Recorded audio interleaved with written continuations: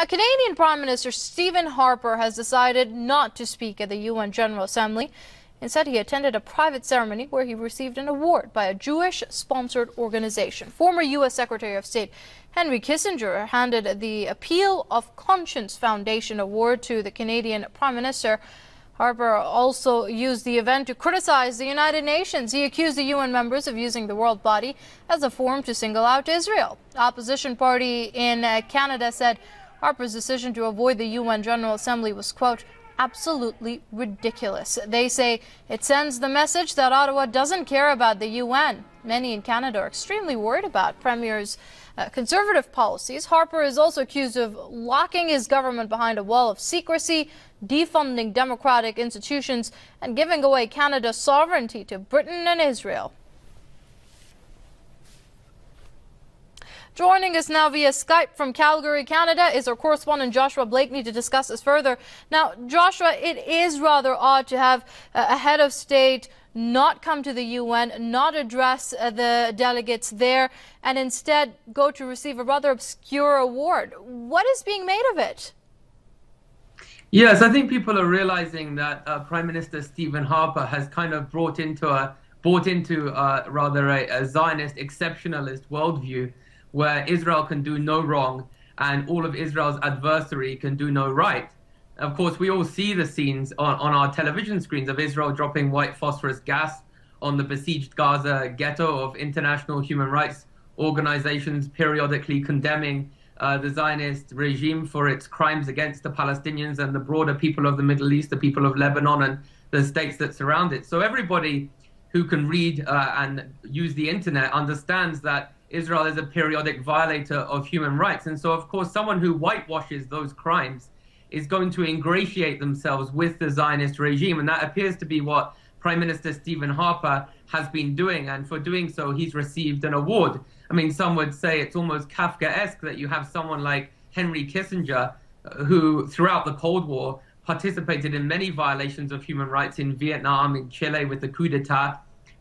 Christopher Hitchens wrote a whole book on it, indicting Henry Kissinger for his war crimes, that he should be handing an award to Prime Minister Harper for human rights, freedom and democracy is perhaps appropriate, seeing as he himself opposed all those pinnacles throughout his career as a statesman. So Canadians, I think, are upset with the fact that Canada, under the Harper regime, I won't call it a government because, of course, the 2011 election is disputed. Canada, under the Harper regime, has shifted from being a country that used to engage in multilateral negotiations, tried to embrace international institutions, supports this kind of unilateralism, one that supports basically Israel's war on terror, encourages Canadians to wear Israel's spectacles, view the world through Israel's paradigm, rather than try to, see, how do Iranians view the Middle East? How do Palestinians view the Middle East? How do Israelis view the Middle East? Rather than trying to, view it through everyone's different perspectives, you have this kind of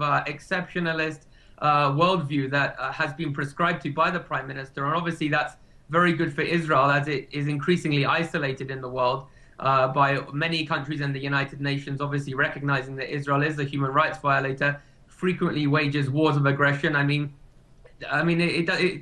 Stephen Harper's policies towards the Middle East really are disappointing many Canadians, and even the opposition in Parliament have actually criticized the Prime Minister for his actions. And in fact, even the media here, which usually daren't criticize anything to do with Israel, had to acknowledge that this award basically stemmed from the fact that he whitewashes Israel's crimes whilst concurrently demonizing and ostracizing Iran and Syria in particular, who of course are two main countries that stand up to Israel in the region, pose a challenge to Israeli hegemony, and of course help the starving Palestinian people, who of course wouldn't eat if it wasn't for the sponsorship that the Iranian government give them. And I think that the main crime of the Iranian government, of course, in the eyes of Stephen Harper, is its support for Palestinian self-determination. And Stephen Harper has been persuaded to kind of buy into Zionist hegemony, Zionist hegemonic worldview, and for doing so, he's being lavished in New York City.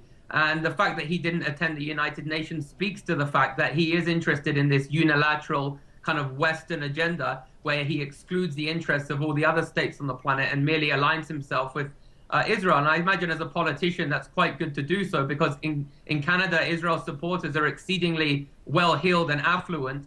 And I think as a politician, especially on the right, which is obviously known as people who apologize for power, that's going to be expedient for his political career. And I think Canadians are going to have to struggle to make Canada return to its former reputation of being a country that tried, at least to some extent, to be an honest broker, tried not to engage in wars of aggression. Of course, Canada didn't engage in the war in 2003 to invade Iraq, and the Canadian government at that time were chastised by Israel's supporters in Canada. But Stephen Harper has deviated markedly from that less interventionist policy, and he's being rewarded in New York City by this Zionist organization that was founded by a rabbi in New York City. All right, we're going to have to leave it there. That was our correspondent Joshua Blakeney there, reporting from Calgary in Canada via Skype. Joshua, thank you for your comments here on Press TV. Well, moving on now, Italy is bracing for yet another anti-austerity protest. Two of the country's biggest unions call for a strike by public workers. The unions are angered by spending cuts implemented by Prime Minister Mario Monti in his attempts to pull the country out of crisis. University professors, public administration employees, and health workers from the two unions are expected to stop work on Friday. Thousands are estimated to march through central Rome for a rally near the Colosseum. Italy has seen numerous protests and strikes against the government's belt-tightening measures over the past months. Meanwhile, Spain has announced a detailed timetable for economic reforms and a tough 2013 budget based primarily on spending cuts. Many see the cuts as an effort to preempt the likely terms of any international bailout.